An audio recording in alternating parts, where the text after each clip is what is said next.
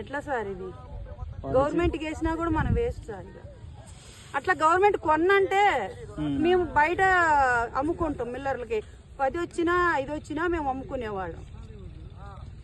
మాకు ఇది ఏంటి సార్? మేము రైతు అన్నోడు 4 కడుపు నింపాలనుకుంటాడు కానీ 4 కడుపు కొట్టేవాడు కాదు సార్.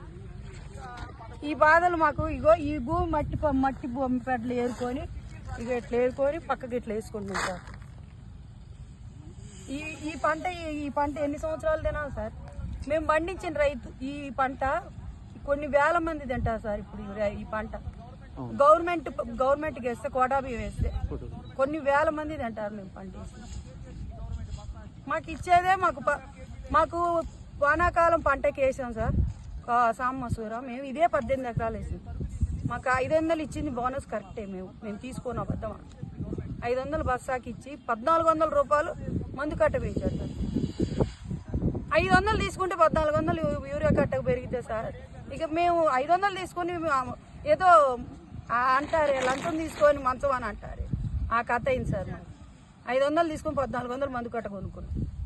అయినా మేము దేనికి భయపడలేదు. రైతు అన్నోడు ఖర్చుకు భయపడ్డు. 4 కడుపు నింపడానికి దీని మీద ఎంతమంది సార్? ట్రాక్టర్లు, మిషన్లు, కూలోళ్ళు, మళ్ళీ ఈ గవర్నమెంట్ ఎంతమంది బతుకుతున్నారు సార్? ఈ రైతుల మీద ఎంతమంది బతుకుతున్నారు సార్? బొచ్చెడు మంది మిల్లర్లు కూడా దీని మీద బతుకుతున్నారు సార్. మెయిన్ వాస్తవం అయితే మిల్లర్లు కూడా దీని మీద బతుకుతున్నారు. మా మిల్లర్లకు మరి రైతుకే మిల్లర్ కాడికి పోతే దళారులు అవుతున్నారు కానీ మేము కావట్లేదా సార్? ఈ మట్టి దీని మట్టే కక్కుతున్నాం కదా సార్. మేము